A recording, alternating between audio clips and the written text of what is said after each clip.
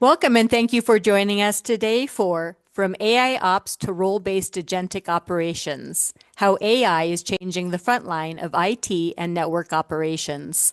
My name is Raleigh Gould and I'll be moderating today's event.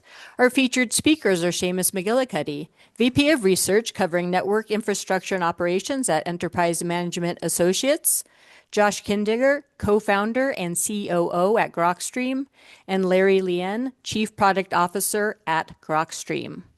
Seamus has nearly 2 decades of experience in the IT industry. His research focuses on all aspects of managing enterprise networks, including network automation, AI ops-driven network operations, multi-cloud networking, and WAN transformation. Josh is a seasoned technology executive with over 25 years of experience selling solutions to managed service providers, communication service providers, and large enterprises. He's known for scaling early-stage companies in competitive markets and is now focused on solving one of IT and network operations' biggest challenges: noise. Larry has over 25 years of experience leading product, marketing, and operations across AI-driven SaaS, IT operations, automation, and cloud. At Grokstream, Larry is focused on advancing AI-powered self-healing IT operations that enable enterprises to predict and prevent issues before they impact the business. And before I hand things off to today's featured speakers, I wanted today's audience to know that we will be concluding today's presentation by taking your questions. Feel free to log them anytime using the Q&A functionalities. Also, today's event is being recorded and you will receive a follow-up email from EMA with the on-demand playback, as well as some additional resources. So be sure to check that email out. And now I'd like to go ahead and turn things over to our first featured speaker, Seamus McGillicuddy. Seamus? Thank you, Raleigh, and thank you everyone for joining us today. So today we'll be talking about AI being applied to network operations, whether it's AI ops, AI-driven network management, or agentic operations, which is where things seem to be going today. I will start the talking. I will present you with some findings from my research on the subject, on how your peers are using AI for network operations and IT operations. Then I'll hand it off to Josh, who will tell you about Grokstream's solutions in this area. And then he'll hand it off to Larry, who will do a demo for us. I'll start off by just giving you a little background. At the beginning of this year, I published some research on the application of AI to network management and network operations. I surveyed 458 IT professionals who are engaged with network operations and have some experience with AI about their activity in that area. This is just a demographic overview of who we surveyed. You see it's a nice mix of subject matter experts, middle managers in IT, and IT executives from multiple industries. We captured about 12 industries, but it was pretty concentrated in these six. And then across groups like network engineering, the IT executive suite, some people who identified themselves as AI or data science or analytics people, some cybersecurity. And it was a mix of mid-sized to very, very large enterprise across North America and Europe. So let's talk about the transformation opportunity with AI and what my research found. One of the things that we discovered is the era of chatbots is over. We asked these 458 people, what's your preference for interacting with AI technology that you're applying to network operations? Only 15% said that they're focused on that one-on-one interaction with virtual assistants where you ask it questions, it gives you information. Maybe it can do some automation depending on the vendor you're working with. You can tell it to make a change or whatever. The people who said that that was their preference, this sort of like AI assistant type of workflow and interaction, they're the ones that were getting the least amount of value out of AI, the ones that are feeling the least amount of success with their use of AI for network operations.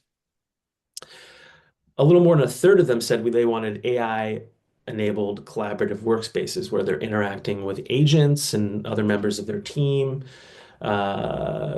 people who, there's an agentic environment that's sort of telling you what it's seeing and what it thinks is happening and what it suggests to do about it.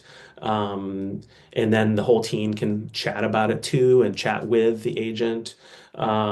This was preferred by organizations who said they're getting the most value and experiencing the most success with their use of AI.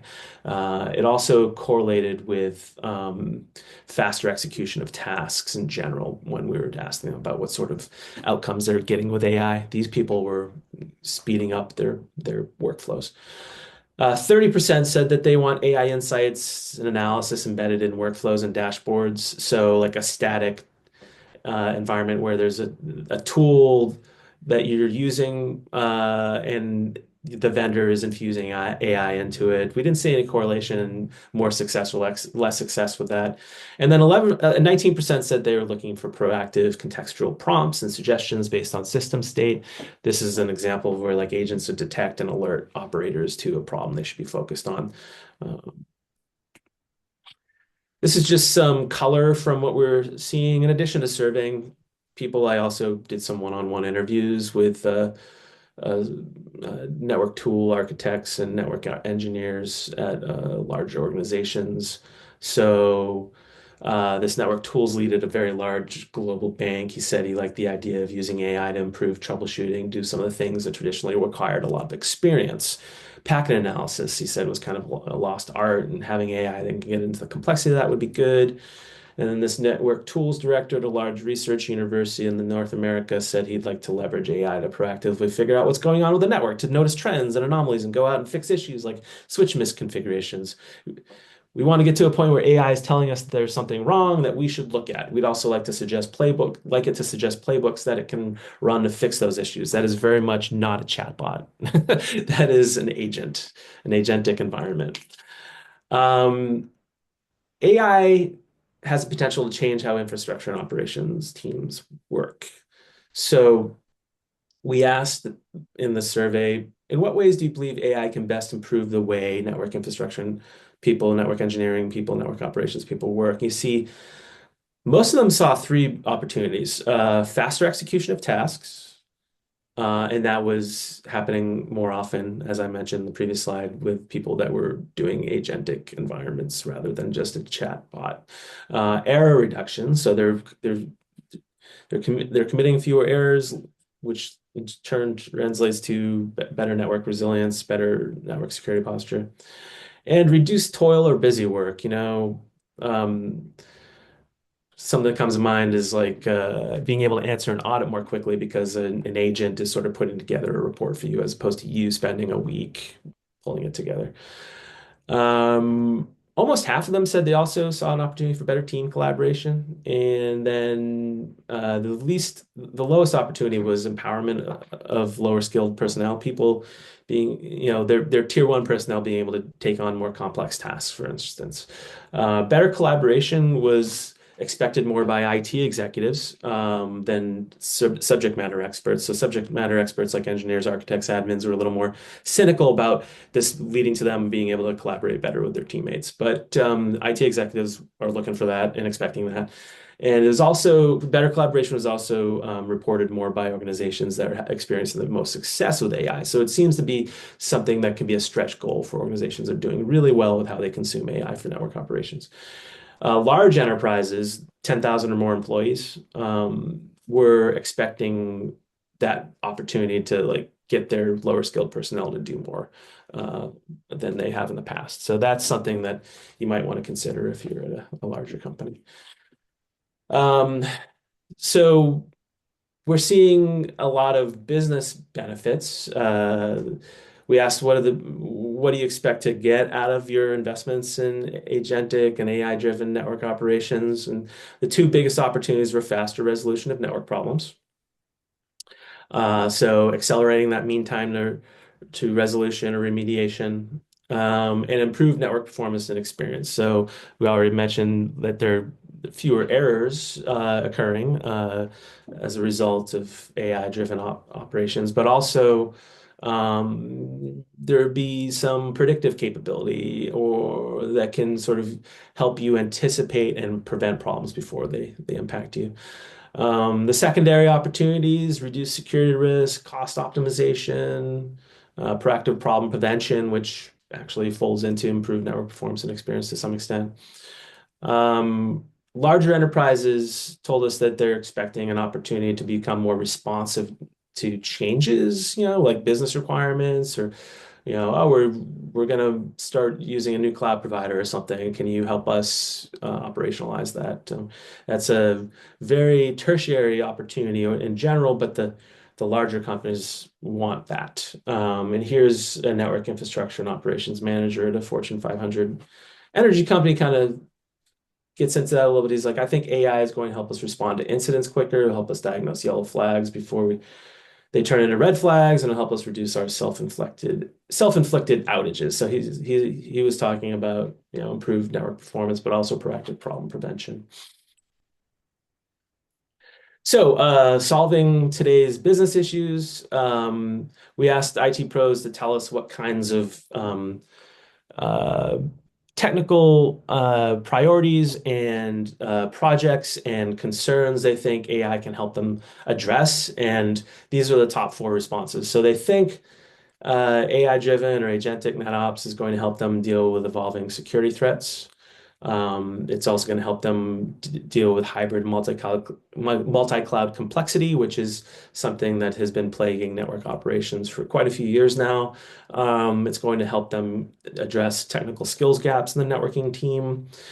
And it's also going to help them with the networking requirements they have for their AI applications. We're seeing sort of on the flip side of AI-driven NetOps is the movement towards preparing your networks for the presence of AI workloads, AI traffic on your networks, and trying to prepare your networks for those high bandwidth, um, low latency connectivity in the data center or on the WAN, depending on where your inference deployments are.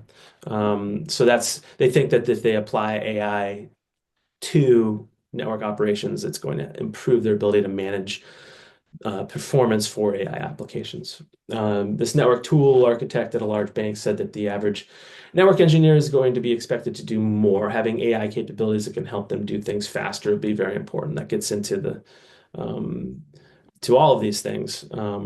But the technical skills gaps, I was talking to someone the other day who said that like his Fortune 500 enterprise is operating at about 10 to 15% of where their personnel should be in terms of headcount. And it's kind of like a reluctance to fill empty seats because of the recent wave of post-pandemic layoffs.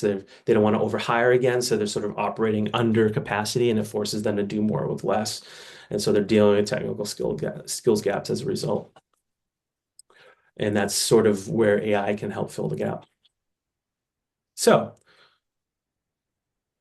how to get the most out of AI? Only 35% of the people surveyed said that they would describe their use of AI so far as a complete success. Most of them said that they see their efforts so far as partially successful, which is someone giving themselves a B when possibly they might deserve a C or even a D. But no one, whenever I ask a question like this, very few people will tell me that they are failing. I think it's hard to admit that to yourself in a survey. But for the purpose of analysis, it's really good to look at the difference between people who are feeling completely successful and the people who are admitting to partial success and what they do differently. And I've already kind of cited that in earlier slides about, best-in-class organizations. That's where that analysis comes from. We asked them, what are your top business challenges with using AI for network management, network operations, and security and compliance risk was a big one. There's certain industries that are really nervous about letting AI tools touch their data, for instance like aerospace and defense, talk to network engineer and aerospace defense contractors, like we're never going to let AI touch our data. But he was saying the same thing about like deploying stuff in the cloud like 6 years ago, and look at him now, he's in the cloud. Budget issues, like is this expensive? Is our vendor going to make us upgrade our licensing to use AI? Do we need a new line item? And then secondary business challenges. Implementation takes too long. It takes too long for the AI to learn our network, Um, Cultural resistance and lack of trust is another one, and we'll get into that in a second with some additional data. And then the technical challenges, like data issues. I don't feel that the quality of my data is good enough to actually deliver good insight, good analysis. Like bad data in, bad data out, garbage in, garbage out is a concern. Network complexity, another issue. Like my network, like I was talking to the Fortune 500 energy company guy that was quoted in a previous slide. He's like, there's so much legacy on my network. I don't think AI could understand it. There's too much legacy infrastructure at the edge of my network. Like power distribution network that is just so old. It's like the data I get out of it is terrible, and it's just extremely complex. Limited ability to audit and verify AI outcomes. Like, are your vendors like showing their work and proving to you that it's not a hallucination, for instance? And then insufficient training on the customer network. Like it just can't learn our network. It's based on like general networking principles, and it's not really understanding the nuances of how our network works. I spoke about data issues, like bad data can lead to bad AI insights and automation. Only 44% of the people in the survey were completely confident that the quality of their network data could support AI-driven network operations. Um, I heard someone the other day who was the founder of an AI company saying, like, don't believe that. Like, AI can handle bad data. If you wait for your data to get better, you're just going to fall behind. And maybe there's some truth to that, but you still need to make sure that like the quality of your data is not degrading the quality of your AI outcomes. And so, how can you do that? Our research showed that you should audit your tools to eliminate data collection errors. Like that's something that a lot of people were pointing to. You should align data retention capacity with AI training and inference requirements. Make sure that like you're giving it enough data to provide it with a good understanding of how your network has worked over time. Evaluate the impact of proprietary data formats. Like, are you using some sort of vendor that has a cloud-based controller that does not provide like uh, industry standard data to third parties? Like, is that going to impede you? And eliminate data collection blind spots. Like, are there parts of your network that are fuzzy on what's happening there? Or maybe there are parts of your network you can't collect data from because someone else owns that, but it's still like part of an end-to-end delivery of services, and you're going to need to get to it at some point, and AI is going to need it. Ensure your team can evaluate AI solutions. Only 39% of the people we surveyed were completely confident in their ability to evaluate AI tools that they're considering for adoption. Um, and that correlated directly with feeling successful about use of AI as well. So these are the things that they told us they're doing to evaluate AI. The ones that are in blue correlated with more successful adoption of AI. So those are the ones that we suspect may be a good starting point, like continuous accuracy monitoring and feedback loops in production. So once you have AI in place, you want to always be checking how accurate it is, and you want some sort of feedback loop from your vendor where you can like say thumbs up, thumbs down, this was helpful or something. Industry analysts like me, like inquiries with us or reading our research, it seems to help. In-depth conversations with vendors about how they developed and trained their AI algorithms and models, like get to know what your vendors are doing and how they do it and why they made certain choices. Proof of concept was popular, but didn't necessarily correlate with success. And then you see explainable AI tools, resources, that goes into trust, which I'll talk about in a second. And then vendor content, like it's pretty standard stuff, read their white papers, ebooks, solution briefs to understand how they do things. All right, trust. AI must earn the trust of the team that's going to be using it. And here you see only 31% of the people we surveyed said they completely trusted the outcomes and the insights from their AI tools. Um, I asked them what would help you build trust in an AI solution. You see, number one, transparency. Like the vendor is honest about like what they've done, like what kind of lessons they've learned, mistakes they've made, breakthroughs. Like we did this wrong the first time. We think this is the best way to do it, and you can talk to us about it. Data source attribution. Here's the data we use to come to this conclusion. Visualizations of insights, like decision trees, for instance, can be helpful. And then workflows for manual confirmation, which may be important at the beginning for certain old school engineers who just want to be able to check the work. Over time, they'll maybe need that less, but for now, it's important.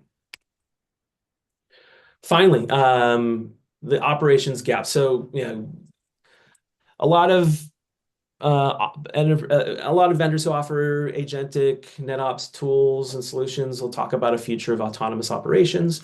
When I talk to people one-on-one about whether they want to go that direction, they're like, well, for certain things, maybe that seems like a distant future.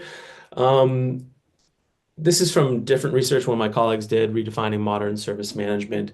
He surveyed hundreds of service ops, ITSM leaders, and 63% of them said that they require human oversight and approval of AI-driven network automation. I would even expect that to be higher. So no one's quite ready for autonomous operations, but human in the loop, definitely. Maybe human out of the loop in the future for certain things. But these are the top barriers to autonomous agentic IT ops, layering humans and systems and processes together, developing policies and guardrails for compliance and data security, overcoming mistrust and fear, resource gaps and budget and skills gaps, and then establishing roles and responsibility for introducing into production. So these are some of the things that the service ops people are seeing as challenges, and some of it looks very similar to what the NetOps people I surveyed more recently are dealing with. And so that's the end of my presentation. So I want to hand it over to Josh now. So I'm going to stop sharing so he can take over. I'll be back later for Q&A. Thanks, Seamus.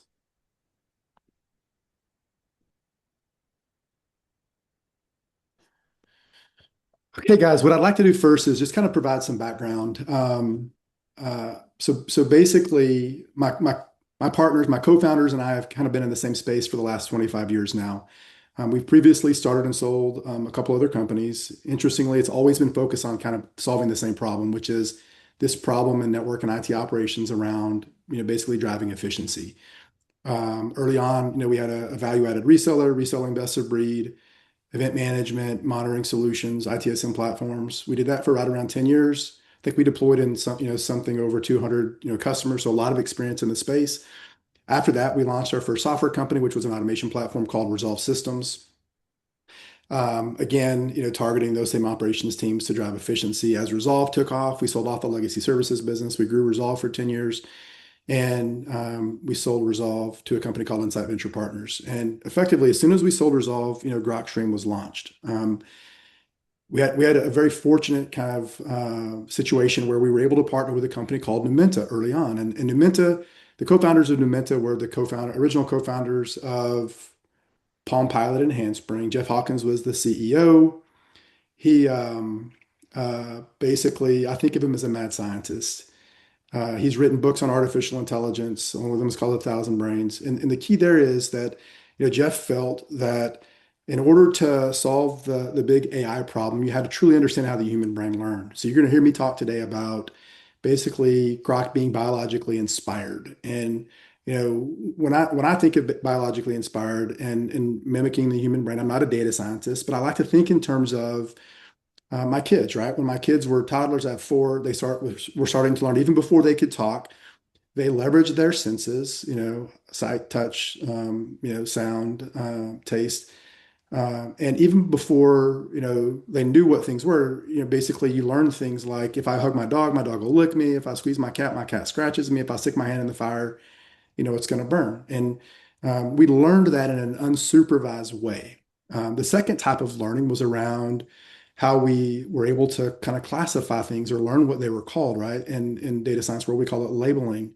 I didn't know that a cat was a cat until someone pointed at a picture or pointed at a cat multiple times and said, hey, Josh, that's a cat. So those two things together kind of make up our memory, and that foundation has stuck with us from the very beginning. Before I go into kind of any further into kind of the biologically inspired stuff and how Grok works with agents, I want to take a second and just kind of talk about the problem, right? So, in our world today, it's very similar to what we experienced 25 years ago in that our environments are very complicated, and there are, more and more monitoring and observability tools. Those tools create storms. The tools are siloed oftentimes. We work hard to duplicate the alarms, but we haven't.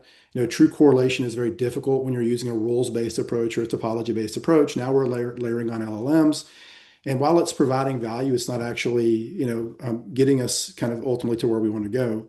And when you add in kind of how expectations have changed, right? So we've gone from our leaders basically wanting us to be more proactive and more predictive to talking in terms of autonomous and agentic and driving more and more of the work out of the operations center, closed loop, human in the loop automation, right? So that kind of lays out the challenge. And when we think about addressing that challenge with agentic AI, it's important to kind of define what that really means. What is true agentic AI? And to us at Grokstream, it's not basically a legacy AIOps tool, integrated into an LLM with, some structured prompts, basically calling an RPA tool to initiate automations. That's not what agentic AI is. Yes, that's going to provide value, but we see agentic AI as basically a system or application that's operating within a workflow that's able to learn, think, act, and evolve. And when we say think, we talk in terms of being able to reason, right? Break IT tasks into steps, learn based on the historical context and the current context around that, and choose the right path and tools to ultimately triage and fix that problem. We think of being able to learn in terms of having a memory, basically a memory graph that understands historically how every one of your events or alarms have occurred, how they've occurred in patterns, when they were linked to incidents, how those incidents were classified, ultimately how those incidents were resolved, and then being able to, incorporate as part of that learning how the decisions that the operators made, right? So it's, basically an understanding at a given point in time of everything that's happened in that environment. That's learning. It's not writing rules to help us to correlate the alarms. When we think of acting, it's being able to act upon the steps that we've taken, through reasoning based on our past context and how we've learned, to be able to correlate, recommend, take action even and automate the resolution of the problem and then evolve, right? So no one expects us to go to kind of a true agentic, fully autonomous agent. Back to what Seamus was saying, people are scared of that, right? So they think in terms of human in the loop. We do think that you will get there, and we at Grokstream actually think it's to be much faster than what a lot of people believe because we see that the data is available today. It may not be across all of the functions or everything that a role does, but much of the work that's being done today will be fully automated in the next few years. So Hey, Josh. Josh, sorry to interrupt. I don't think you're sharing your screens right now. Okay, thank you. Sure, no problem. How about now, guys? Yep, can see it now. Perfect. So the agents basically, just to kind of recap this slide, now that I've explained it, think, learn, act, and evolve. Okay, so now that I've kind of described what truly agentic is, I want to drill into,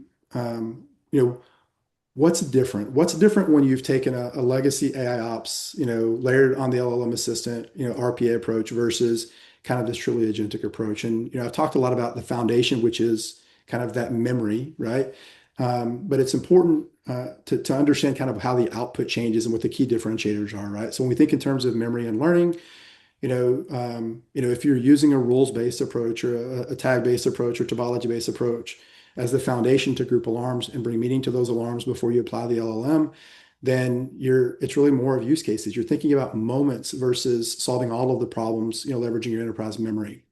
And it's not adaptable, right? If you have to build a rule to group each use case, then it's very brittle to change versus understanding how things are related, being context aware, being able to group and recognize things as soon as they occur for the first time, and recommend actions and ultimately automate those things. When you think in terms of task execution and orchestration, right? Instead of a human having to execute those tasks, basically, then you're stuck in that human-based, human-augmented approach longer versus being able to execute those tasks autonomously. The architecture is workflow-based. It's ultimately siloed versus something that's coordinated across multiple different areas of the organization, being able to learn kind of how all of those things are related. And then, basically from a value perspective, it comes down to, yes, it's fast, when you have simple tasks, they're rules-based, but it's a speed approach versus a total outcome or value approach.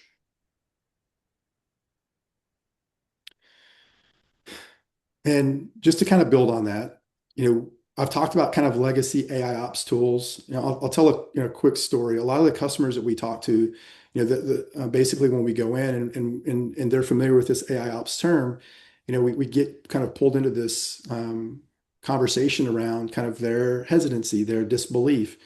And that's because many of the providers out there today have adopted an approach where they require you to write rules, correlation definitions, apply tags, use a topology, require you to have a mature CMDB to perform this underlying capability versus kind of building a brain, a memory of how those things are related, right? And because of that, basically they hit a ceiling, right? I had one customer say to me, Josh, I've got this tool deployed and I like it. It's better than the previous version of event management that I had, but I have 50,000 groups. I've just started scratching the surface. How will I manage 100,000 groups or roles? And the reality is you can't. That's the ceiling that you hit, right? In order to solve this problem, you need to be able to leverage that enterprise memory and not build it upon rules, topology, kind of thresholds, and which allows you or prevents you from being cross-domain. So we need AI agents that think like an operator. So what is required for these agents to think like an operator, right? Well, first and foremost, they need to continuously learn. They need to learn not only across telemetry data and event metric log data, but also historical incidents. They need to learn from other contexts that was happening at the time those problems occurred. Things like was there a power outage or was there a fiber cut or do we have a change, right? The agent needs to understand kind of the cause impact relationship, right? The agent needs to be predictive. It needs to recognize patterns of things that have occurred. I've got this set of alarms. It's the same thing, and it's happened every day at 4 o'clock for the last 20 days. I know that it's going to happen tomorrow. The agent needs to provide that unified source of truth across all of the historical, the things that have occurred that we've captured, along with human actions. So that at a given point in time, as these things new things are bubbling up, we can recognize those patterns and either that we've seen it in the past or can infer from what we've seen what it is so that we know how to fix it, right? The agent also needs to incorporate human intelligence, past decisions that have been made by the operators, right? Did the operator acknowledge this alarm or group of alarms? Did the operator create an incident on this alarm or group of alarms? What decisions were made to triage and ultimately resolve the issue, right? So, we think that, the AI agent basically that is required to mimic or act like the operator, needs to have all of this available, to perform the actions. So let's talk about how Grok actually solves that problem, right? I've talked about kind of how the human brain learns. I've talked about why it's important to have a memory, versus use rules or tags or topology, manually label things. So I'm going to take a second, just kind of describe our cognitive AI platform, the foundation that we're leveraging to feed the future, which is our agent, right? So On the left-hand side, we have kind of Grok Connect, which integrates into all of these sources of data, observability tools, incident management, platform, and its ecosystem, change assets, CMDB, other things like maybe it's the tickets opened in the help desk, or it's, if you're a service provider, it's the calls coming to your call center. So Grok Connect integrates into all of this data. And the foundation of the data that's coming in is the events, logs, metrics, traces, right? The telemetry data that's coming in. And first and foremost, Grok basically converts every one of those messages into what we think of as a symptom, right? And basically, those symptoms, as it comes through the platform, Grok learns kind of how they're related based on historically how they've occurred. So we leverage associative clustering in an unsupervised way, just like our brain does with those senses, to very accurately group each of those symptoms that are coming in into detections. Then we layer in reinforced classification. We label that detection. Grok knows how many times not only this event has happened, but this group of events have happened, how many times that specific pattern resulted in an incident, how many times basically, when it resulted in an incident, how it was categorized, ultimately how it was fixed, right? So we leverage classification. Then we summarize all of that data with generative AI. And then we're going to feed all of that contextual data to our cognitive AI layer, which is where our agents exist. And that's basically why Grok is built. That's how it's why Grok is built for agentic AI. It's that underlying kind of cognitive AI work that we've done that allows us to learn, to act, and to evolve. So through perception and understanding, with our modular memory stack, Grok knows at any given point in time how related every alarm is to every other alarm, and likewise groups of alarms to incidents, and incidents to fix actions and automations that were run or manual tasks that were run. It's predictive, it's decisive, basically able to make decisions. It's able to reason and drive automation. And then we look back upon that, through reflection and insight, where we're learning from the operator's feedback along the way and able to evaluate Grok's performance and tune the algorithms as we go. So where do we start, right? So agentic is a broad term, but we think in terms, when we think of operations, IT operations and network operations, there are a couple of roles that we're starting with. And we think in terms of kind of these role-based agents, right? That start off as being augmented, a human in the loop, and then move to fully agentic. Here are four of those roles. The L1 agent, which traditionally is like that catch and dispatch function. They do some basic triaging potentially, but oftentimes a lot of these problems, once they're identified that it's an issue, it gets opened as an incident and handed off to one of the level 2 engineers in one of the platform teams, right? Where the level 2 engineers are solving larger issues, cross domain sometimes, so they're not only within their silo. That's the second role. The third role is the platform owner. This is an agent that basically will assist the platform owner and will be the expert in the overall platform or service that we're talking about. That will be able to, ultimately help optimize models, learn from error, and improve performance. And then the problem managers, the fourth role, and that's where this person is looking at those reoccurring issues in the environment and looking to drive efficiencies into the NOC. Fix them once and for all, but definitely if it's reoccurring, address that with an action so that it's not more and more load on the operations center as time goes on. Just to kind of drill into our L1 agent, we're going to go through a demo in just a second. Our L1 agent, as it starts off as kind of human in the loop, very quickly we're going to reduce the volume by greater than 50%, the incident volume. We're going to be able to provide for the incidents that do get created more intelligent summaries with context, with historically has this happened? What was the fix action? So basically, out of the gate with our L1 agent, we're going to reduce the incidents by 50%, and we're going to reduce the mean time to repair on the remaining incidents, significantly as well, by providing all of this real-time context, to the person that's then working that problem. And the way we're doing that, is with this, basically it's one continuously learning system. So on the bottom half of this graph, you have our cognitive AI infrastructure that we've talked about and described before. On top of that, now we're layering in our specialized agent services that get leveraged by each of the role-based agents above that. And ultimately, that's how we're able to deliver kind of this capability. when we think in terms of how that will evolve over time, we think in terms of short term, midterm, and long term, right? For each of those role-based agents. On the bottom, L1 agent, what you see down kind of in that bottom left corner of the graph is that, very quickly we're going to reduce the work that is required. So it's going to free up those individuals in your organization to do other things, right? Because by reducing the L1 agents, as this evolves to short, midterm, and long term, we expect that role to be fully automated, fully autonomous. It's harder for level two, but you'll see that immediately we're providing capabilities there with the platform that are going to reduce the work that the L2 agent has to do, allow them to be more proactive and focus on more engineering type of tasks. And then you can see the same for the platform owner and the L4 kind of agent as well, which is IT management. So I've kind of rushed through that, but I wanted to leave some time for the demo. So I'm going to stop sharing now and hand it off to Larry.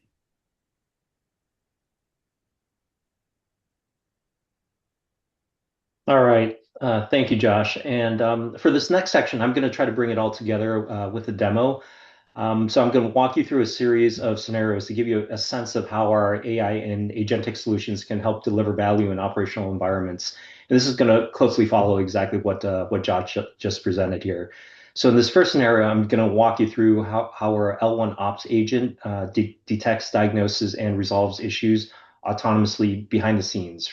Then second, I'll walk you through a human in the loop scenario where a human actually gets involved with the agent to take action. And then third, I'm going to show you a specialized prioritization agent that helps operators to decide what type of work that they should work on next based on things like risk or blast radius, things like that. And then fourth, I'm going to walk you through a scenario where we've identified an issue from the prioritization agent, and we're going to launch our fully assisted resolution scenario with the agent, so to interact directly with the operator to resolve the issue. And then finally, at the end, I'm going to take a step back and take a look at our governance layer, where I'm going to show you how our agents are actually defined, how we define our guardrails and our policies, so that we've got a framework to work within and to build that trust that both Seamus and Josh had talked about a little bit earlier. All right, so let's sort of jump into it. So I'm going to first start to log into our demo harness here. And so you'll notice that there's several roles over here on the left-hand side. Now, these represent the broader set of persona-based agents that we're building out. And each one is really designed with specific role prompts, reasoning actions, and workflows, so it can really engage more effectively with your own roles and personas within your organization. And I'll come back to those a little bit later, but now I'm just going to focus on the L1 Ops agent first.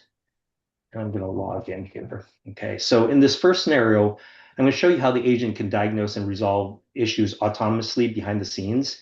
And when I log in, you'll see our standard operational view, where detections are typically handled by operators. But and remember that detections are what you see as clustered of related events that are handled in a single group. And Josh sort of covered that a little bit earlier. So here we go. So you'll see that some of these detections are starting to get addressed, and you'll start to see some of them disappearing. But let me pause here for a moment and explain to you what you're sort of seeing here. So as we continue to ingest the streams of events from systems, when we detect something that's meaningful, we create this detection in this list here. And as soon as a detection is created, our L1 Ops agent immediately begins to investigate it automatically. And so when you saw the icon flashing yellow there, that meant that the agent was actively working on it. And if the issue is straightforward, it resolved it, and it automatically disappears from the list here. You probably noticed that two of those detections disappeared. And really, that's what the goal is, right? Is that we want these routine issues to be handled by the agent without operator intervention. So when a detection is resolved, however, it does leave the active queue, but it is still logged in the system, and you can open it at any time to see exactly what the agent did. And from a tracking perspective, also, we log things in the same way as manual action. So existing reporting, ticketing, and auditing workflows will all sort of stay intact. Okay, so now occasionally the agent determines that it needs some help. So when this icon here turns red, it means that the agent reached a point where it couldn't really confidently resolve the issue. We also get a flashing agent assist up here on the left-hand side as well. And this is where it's asking for a human to be brought into the loop here so that they can take some actions. So let's click on this button here. So this is where we move from the fully autonomous operation into human loop automation, right? And in the upper right-hand side here, you'll see a quick snapshot of how work is being handled, how many detections were resolved by the agent, where the agent needed help, what the operator has resolved, and what's currently in the assist queue. But first, the agent here wants to bring the operator up to speed. It goes through all the work that it's already done. It correlated crash logs, identified memory leak, confirmed no upstream dependencies, and it came up with a plan. But the agent stopped just short of executing the plan. It wants to restart a worker service, increase the memory limit, and increase or enable the heap dump on here. So these are things that, based off of our guardrails, we said, okay, the agent cannot take these actions. So it's here to ask the operator to take some of these actions. So when we start this interaction with the agent, you also notice that there's these buttons down here at the bottom. These are what we call reasoned actions, and they're suggested next steps generated by the agent dynamically as it gets more context and more information. So the agent looks at the detection context, the available information, and its own memory to reason, sort of the most relevant next steps. And it'll do this dynamically. And you'll see more of this a little bit later as well. But for sake of time, I'm just going to have the agent take these 3 actions, and we can see what the results are. So now you'll see that the actions are being taken, and we can see the results that are showing up over here as well. And you'll also notice that the metrics up here, the U resolve goes to 6. And so even when the agent is doing the heavy lifting, the operator still remains in control. And then also the detection falls off the list over here. Okay, so let me close out this scenario. And let's go back to the detection queue. And this is where we can move into the next scenario where, the operator can actually go through and manually scan through the queue and decide what to work on next. But this is exactly where operators may actually lose some time. So trying to interpret priority across sort of a noisy set of detections. So instead, Grok has this prioritization agent, and we're going to provide some guidance here. So rather than starting from scratch, the prioritization agent is already evaluating the queue and guiding the operator towards the next best step. So we're going to click on what's the most urgent detection that we should work on. So now the prioritization agent evaluates the priority across the entire queue. It takes into account things like severity, impact, context, and recommends where to focus on next. In this case, it's actually recommending that we take on DET014. It's an application storage and parsing errors as the most urgent detection. And most importantly, it's not just giving a recommendation, but it's also explaining why. You can see that there's critical severity, repeated occurrences, broader impact across the environment, and the potential for cascading issues. So and data loss, which is not good, right? So the operator isn't just being told what to do. They're being given the context. And again, in this prioritization agent, it allows you to sort of acknowledge and start the work right away. So we're going to click on that. Okay. So you'll notice that the agent already understands the detection context, the host error. It summarizes all of that and immediately starts to pull in relevant telemetry. And it uses all this information to start investigating right away. And, but before I continue through the investigation, I want to orient you to a few areas on this screen here. So on the left-hand side here, we have what we call our guided investigation workflow. And these represent sort of the common steps that an operator might take during an incident, like reviewing the detection, then investigating the root cause, then exploring the remediation options, whether it's an automation or looking for knowledge retrieval. So we can click on each of these individually, or we can just come down here to the bottom. We've got our reasoned actions here, or just free form, just type in the commands and interact with the agent individually. On the right-hand side here, this is also worth noting. This is our agent's working memory. So if I click on a few of these, you'll sort of start to see what I mean by this. Um, so what we have in here is it's not just a list of information here. It's pulling in signals like telemetry, events, services topology, and to start to reason. And we expose this context so that the operators can see what the agent is basing its recommendations on, and to validate the input. So we can sort of start to build that trust that we were talking about a little bit earlier. And all this context is available to the operator on the right-hand side, or we can just close it all out as well, right? But it's mainly for the operator to reference if necessary, right?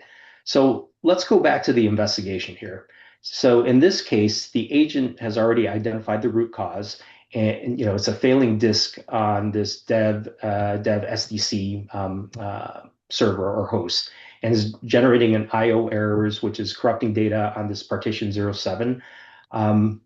So you see all this information is tied in together, and it's tying together the disk health, the error patterns, data corruption into a single explanation.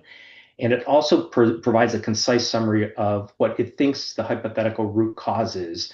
And I'll talk a little bit about that in just a second as well, right? So instead of digging through a lot of logs and metrics, the operator is brought up with an immediately clear actionable understanding of what the actual problem is, right? So now we're going to use some of these reasoned actions here, and we're going to just ask it to check for the error logs here.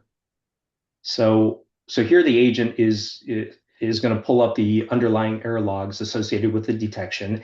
And instead of expecting the operator to read through everything, it just highlights the key patterns within here. And we see this repeated IO errors when writing to the disk. It's followed by parsing errors on the same data segments, and then eventually the file system transitions to read-only, which is a big indicator that there's a underlying disk failure. So this isn't new information. It's just helping, again, to validate the hypothesis of the root cause that's already been identified.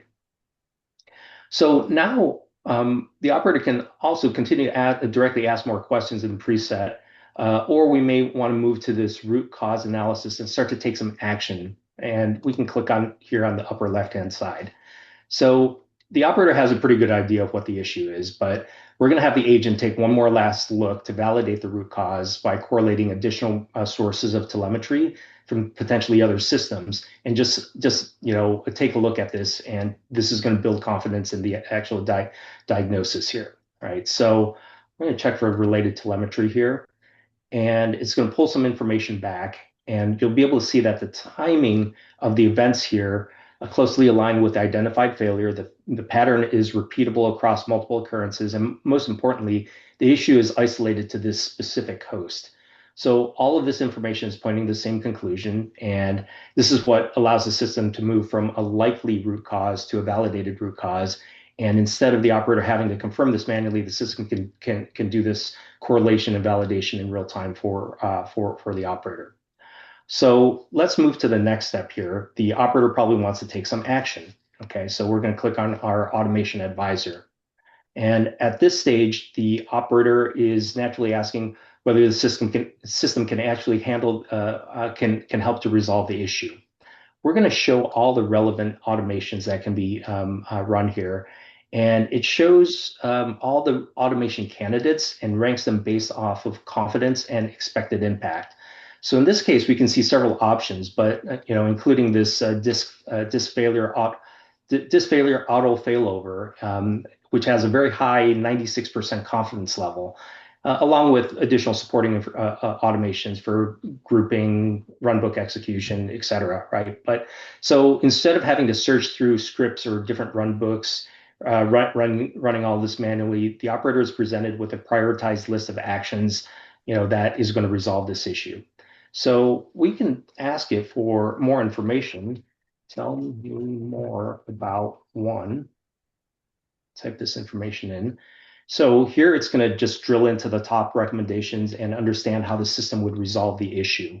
And this helps the operator move from understanding the pattern, the pattern and problem here to taking action. Now it's asking whether I want to execute it. And I would just type yes, execute. Okay. So it's not actually going to execute in our demo environment here, but it sends a command to execute to the systems. But let me walk you down another track. So let's say if an automation is not available, Grok can also pivot to operational knowledge. We can click on this knowledge retrieval here, and the agent is now can search through index runbooks, knowledge bases, knowledge articles and documentation and best practices to find out, what is the most relevant way to solve this issue. So I can show all the runbooks over here, and it'll give me a good match for solving this problem. Seems pretty relevant here. Or I can list additional documentation as well that shows what can actually be run. Okay, so that sort of concludes sort of this, agent assisted sort of resolution of this. What I wanted to do is maybe spend the last couple minutes just logging into our agent workbench so that I can show you some of the controls that we can actually put in place in the guardrails. So I'm going to log back in here as an administrator, and I'm going to go into our agent workbench, right? So let me first start with how the agents are actually structured. At the top level, we have our role-based or persona-based agents, which Josh talked about a little bit as well, right? But for example, we have our L1 ops agent, we have a problem management agent, we can have an L2 operator agent, platform agents. And inside this agent workbench, we can actually compose, test, and deploy these agents. And at this level, the persona-based agents are coordinating the intelligence for that specific role, and it's bringing in specialized agents to assist in the actual workflow, right? So let's discuss how these how they're actually set up. We've got an agent identity within here. We have linked prompts within here as well that define how the agent reasons about different problems, and they're broken up into different sections, and they're actually versioned and centrally managed as well to allow teams to safely update them over time. We also have guardrails within here in place, right? So we can control things like response limits, reasoning settings, escalation behaviors. And then if you scroll down to the very bottom, you'll see that this persona-based agent is made up of these specialized agents, and you can mix and match these as necessary to focus on specific tasks. We also have under specialized agents very similar ones as well, similar types of configuration. But this list of specialized agents will also continue to grow to take specialized functions within our infrastructure here.